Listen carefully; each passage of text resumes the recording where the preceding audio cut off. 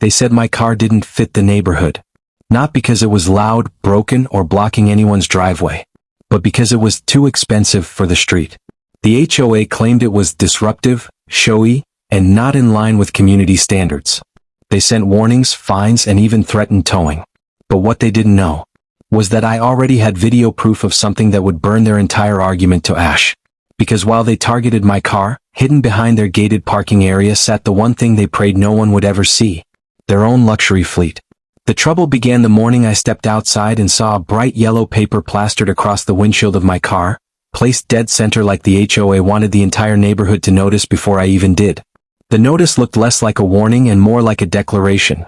Loud, accusatory, and styled to humiliate before it even attempted to communicate.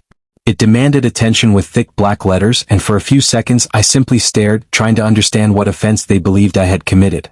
The car sat exactly where it always had, clean, quietly parked, and far within the normal boundaries of the curb.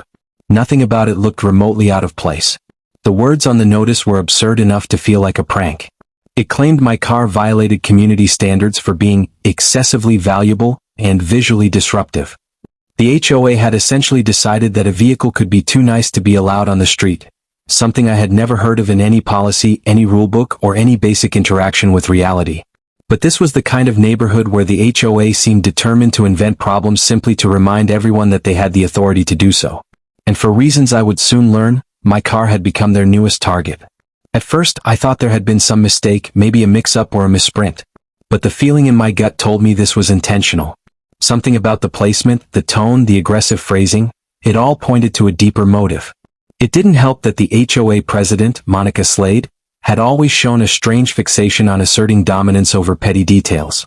She had that polished, rigid demeanor that only came from someone who valued power more than practicality. She was the kind of HOA leader who enforced rules not to protect the community, but to perform her authority like it was a televised event. Within minutes of removing the notice, I received a digital message through the HOA portal, confirming that the warning was not an error. The message was short, stiff, and unmistakably personal. It claimed my car did not reflect the economic balance expected within the community, and presented a class disparity issue. The phrasing felt rehearsed, like they had sat down to craft something intentionally vague so it would be just threatening enough to keep me from pushing back. Then, in the cold, automated section where the system processed fees, a $250 fine appeared on my account. The escalation felt deliberate. The timing, the tone, even the way neighbors began slowing down as they walked past my driveway, it all pointed to something carefully orchestrated. By noon, I saw someone discreetly take a photo of my car while pretending to tie their shoe. A pair of women paused mid-jog to whisper as they stared at the hood like it was a crime scene. Every action from the HOA had one clear effect. They wanted to turn my car into the neighborhood's newest controversy. For the next day, I watched the subtle shift in atmosphere around my home. Cars lingered longer than usual, people openly glanced in the driveway, and more than once, someone pretended to check their mailbox just to get a better look. It was a pattern I'd seen before in other HOA stories online. Public shaming disguised as community concern, a tactic that used social pressure instead of actual rules. The HOA wasn't simply enforcing a regulation, they were staging a narrative. And the role they had written for me was the resident who needed to be put in his place. What they didn't know, not yet, was that this wasn't the battlefield they thought it was. I had already spent months observing the HOA's behavior, watching how they enforced certain rules aggressively while ignoring others completely. I had noticed which homes got nitpicked, which got a pass, and which ones mysteriously never received violations despite obvious infractions. And through observation alone, a pattern had emerged, one the HOA probably assumed no one saw. Their enforcement wasn't based on rules. It was based on perception, favoritism, and hypocrisy. That hypocrisy would soon become the very thing that unraveled their entire case. The next morning, I woke to the sound of a low, rolling engine coming from the opposite end of the street. The sun had barely risen, casting long shadows along the pavement as a massive black SUV crawled toward the HOA's private parking lot. The vehicle was impossible to miss. Shiny chrome rims, tinted windows dark enough to be illegal in most states, and a V8 growl that vibrated through the air like a warning. It wasn't just expensive, it was extravagance on wheels. And it belonged to the HOA vice president. A moment later, a second vehicle rolled up behind it. A sleek imported sedan, the kind of model that cost more than some people's annual salary. It glided into the same gated area, the metal fence sliding shut behind it like a curtain closing on a secret performance. Both cars were far newer, far flashier, far louder, and far more attention-grabbing than anything I owned. Yet somehow the HOA had never mentioned them. Not once. That was when the truth settled in. This wasn't about standards. This wasn't about appearance. This wasn't about protecting the image of the neighborhood. This was about selective control. I needed proof, not just suspicion. So I did what any resident tired of HOA abuse would do. I began documenting everything. Times, dates, vehicles, behaviors, violations. Photos from the sidewalk where the HOA had no authority to accuse me of trespassing. Videos capturing the constant arrival of cars far more visually disruptive than mine. Screenshots of our policies, clearly proving there was no such rule as excessive value. Every detail that demonstrated that the HOA's entire complaint against me was fabricated. The more I collected, the more obvious the hypocrisy became. The HOA wasn't enforcing a rule, they were targeting a resident. That afternoon, another warning appeared on my account, claiming my car needed to be removed within 48 hours or they would request towing authorization. Not once did they mention the vehicles in their own private lot. Not once did they acknowledge that their rule didn't exist. They simply doubled down, hoping intimidation would make me fold before I questioned them. But intimidation only works when the other side doesn't know the truth. And I was beginning to uncover a truth they desperately needed to stay hidden. By the end of the day, I had enough evidence to challenge every claim they had made. But instead of confronting them immediately, I waited. Sometimes exposing hypocrisy requires patience. Enough time for the offenders to confidently trap themselves in their own lies. The HOA kept pushing, and with every push they walked deeper into their own grave. And when the breaking point arrived, it came from a place none of us expected. A place that would expose more than just their treatment of me. A place that would reveal exactly what the HOA didn't want the neighborhood to ever discover. The morning after the letter arrived, the entire neighborhood felt different. Like every window was watching, every curtain shifting as someone peeked out. It was strange, almost like news traveled faster than sound in that community. By the time I stepped outside with my coffee, at least 3 neighbors were already pretending to sweep their driveways while subtly glancing at the offending car. I didn't say anything. I didn't need to. Their eyes said enough. Some curious, some quietly supportive, some silently judgmental. This neighborhood was full of people who acted like they were living in a gated Beverly Hills community, not a middle-class suburb with recycled trash bins and patchy lawns. I climbed into my car, started the engine, and let it idle for a moment. I wanted the HOA to hear it. It wasn't a sports car. It wasn't modified to roar. It was simply different. A little more polished. A little more sleek. A little more mine. As I pulled out of the driveway, I saw Karen, a queen, clipboard in hand, marching down the sidewalk like she was patrolling her kingdom. I didn't slow down. I didn't look at her. I simply passed by. And that irritated her more than any expensive car ever could. The day was busy, but it felt longer than normal. Every hour, I wondered what the HOA was plotting next. It wasn't paranoia, it was experience. People with power they don't deserve always look for new ways to use it. By the time I returned home, something was waiting for me, tucked neatly under the windshield wiper. A bright yellow violation slip.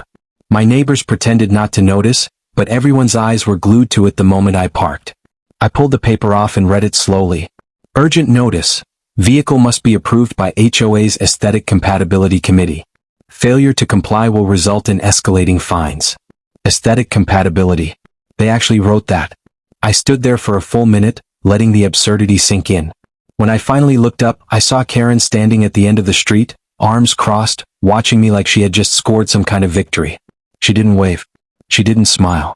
She simply stared with the satisfied expression of someone who thought she'd just cornered her prey. That was when I realized this wasn't about rules. It wasn't about the car. It wasn't about noise, property value, or street appearance. It was personal. But what Karen didn't know, what she couldn't have known, was that she had just picked a fight she couldn't win. Because unlike the people she usually bullied, I wasn't afraid of her. I didn't care about her board. And I definitely didn't care about her little power games. That night, while sitting at my desk, I opened the HOA handbook. I flipped to the section on vehicle guidelines, which was barely half a page long. There was no rule about car price. No rule about luxury. No rule about premium models. The only guideline said vehicles must be functional, non-abandoned, and safely operable. My car was brand new. Perfect condition. Fully legal. Which meant the HOA was bluffing. But I still wanted proof. So the next morning I walked around the neighborhood. I didn't do it suspiciously, I did it proudly like someone enjoying a casual morning stroll. But instead of looking at houses, I looked at driveways. And that's when I discovered something that made my blood boil, and yet somehow made me smile. Every HOA board member had a luxury vehicle. Karen? A new Range Rover. Vice President Marty? A sleek black Mercedes S-Class. Treasurer Linda? A Tesla Model X. And the best part? Most of these cars cost more than mine. The hypocrisy wasn't subtle, it was loud, shameless, and sitting in their driveways like trophies of privilege. But it wasn't the real twist. The real twist came when I walked past Marty's house. His garage door was slightly open. Not enough to peek into intentionally, but enough for someone who wasn't even trying to see what was inside. And there it was. A bright red Ferrari. Not registered. Not garaged properly. Absolutely not allowed by any stretch of the HOA handbook. A car like that made mine look like a budget sedan. Marty must have seen me because the garage door suddenly shut with a loud bang. A moment later, he stepped outside with a tight smile, pretending he had just been checking something. He didn't say anything. Neither did I. But the way his face twitched told me everything. They didn't hate expensive cars. They hated me having one. Maybe it was jealousy. Maybe they thought someone like me didn't fit their image. Maybe they assumed I wouldn't push back. Whatever the reason, I realized I had leverage now. Enough leverage to make the entire board sweat. I went home and printed the HOA handbook pages. I highlighted the vague car section. Then I added photos of each board member's luxury vehicle, taken from the public sidewalk, perfectly legal. Finally, I attached the note. If my vehicle violates policy, so do yours. Please advise how you'd like to proceed. I slid the packet into an envelope and dropped it off at the HOA office mailbox. By evening, the neighborhood felt tense, like a storm was coming. I saw board members whispering on driveways. Doors opening and closing quickly. Neighbors avoiding eye contact. The Ferrari disappeared behind Marty's garage door, buried under a cover. Karen drove by my house slowly. Too slowly. Her face tight, lips pressed into a thin line. She wasn't used to pushback. But she was about to get more. Because what she didn't know was that the car, my supposedly too expensive car, was actually a gift. A gift from someone with much deeper pockets, much more influence, and a far more personal history with HOA boards like hers. And she had just declared war on the wrong person. Something big was coming. Something she wouldn't be able to stop. Something that would make their little vendetta look like a joke. And the funniest part? It wouldn't involve anything illegal. Nothing petty. Nothing dramatic. Just the truth. The truth they had been hiding for years. And once it came out, the entire board would crumble. The next morning didn't feel like any normal morning. The air in the neighborhood felt tight, like everyone was holding their breath, waiting for the next move. The HOA board had gone oddly silent. No letters, no warnings, no fake fines. And silence from people like them was always a bad sign. It meant they were plotting. But what they didn't understand was that they had already lost the moment they made this personal. Because I wasn't alone in this story. Not even close. I walked outside with my coffee, same routine as always. My offending car sat in the driveway gleaming under the sun as if mocking the HOA. Karen's Range Rover drove slowly past my house, again. She wasn't even pretending anymore. She was spying. Looking for signs of weakness, signs that I was rattled. But the truth was I had slept better than I had in weeks. By the afternoon my phone buzzed. A message. Just one line. I saw the pictures. I'll handle the rest. That was all I needed. Because the person who sent that message wasn't a friend. Wasn't a coworker. Wasn't even a neighbor. He was the original developer. The man who built the entire community before the HOA ever existed. The man the HOA absolutely did not want involved. He was also the person who gifted me the car. And he hated HOAs with a passion that burned hotter than the sun. I hadn't planned on involving him. Not in the beginning. But the moment the HOA tried to push me out by weaponizing aesthetic rules that didn't exist, I knew exactly who would enjoy delivering justice. And he didn't make me wait long. 2 days later, a black SUV rolled into the neighborhood, not the subtle kind. This one had the presence of authority written all over it. Glossy paint, tinted windows, professional plates. People peeked out from windows and porches without shame. The SUV pulled up right in front of my house and parked. The developer stepped out wearing sunglasses and a calm expression that only powerful men have when they walk into a fight they know they've already won. He shook my hand firmly. "Nice neighborhood," he said, looking around slowly.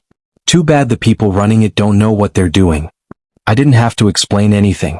He already knew every detail. He had seen the packet. He had seen the photos of the board's luxury cars. He had read their fake violation letter. And he had laughed. "Let me guess," he said.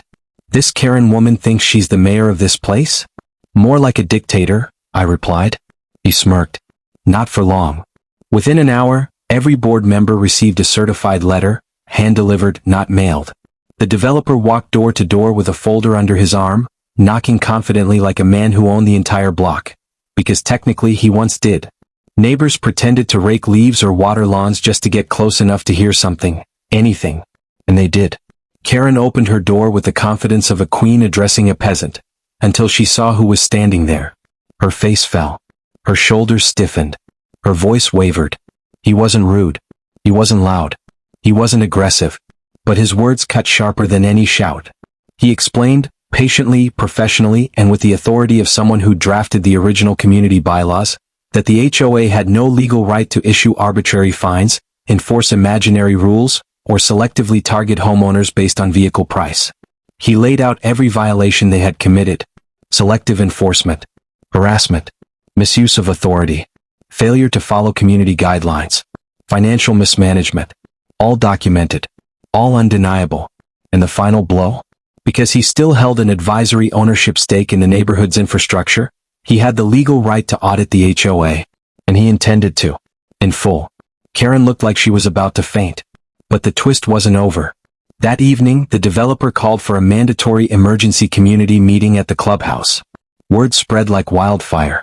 People who hadn't attended HOA meetings in years rushed in early just to find good seats. Even the board members looked shaken, whispering urgently among themselves. When the developer stepped onto the stage, the entire room fell silent. He didn't waste time. He pulled out a projector remote and clicked through slide after slide, emails, budgets, expenses, inconsistencies, and most importantly, proof of the board approving exceptions for themselves while punishing everyone else. The Ferrari, the Tesla, the Range Rover.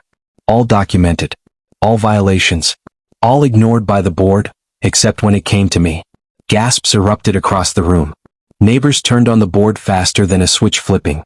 Years of built-up frustration poured out all at once. You fine me for having a blue trash bin out. You told my husband his motorcycle was too loud, while Marty drives a sports car. You made me repaint my shutters. You denied my garden but approved your own. And the icing on the cake? The developer announced a motion to dissolve the current HOA board pending investigation. The room exploded with applause. Karen tried speaking. She tried defending herself. She tried shifting blame. No one listened. For the first time, she didn't have control. She didn't have power. She didn't have an audience. She only had consequences. The next morning, a final notice appeared in my mailbox. Not a violation this time. A formal apology. Signed by every board member. Even Karen. But I didn't need the apology. I didn't need anyone's approval. Because walking outside and seeing Karen's Range Rover quietly hidden in her garage, seeing Marty's Ferrari gone completely, watching neighbors wave at me with genuine relief, that was satisfying enough. My car? It stayed right where it was, in my driveway, shining, untouched, unbothered. No more warnings. No more fake rules. No more harassment. The HOA board collapsed under the weight of their own hypocrisy. And in the end, they learned the lesson they should have known all along. You never pick a fight with someone just because you think they're easy to push around. You never know who's standing behind them.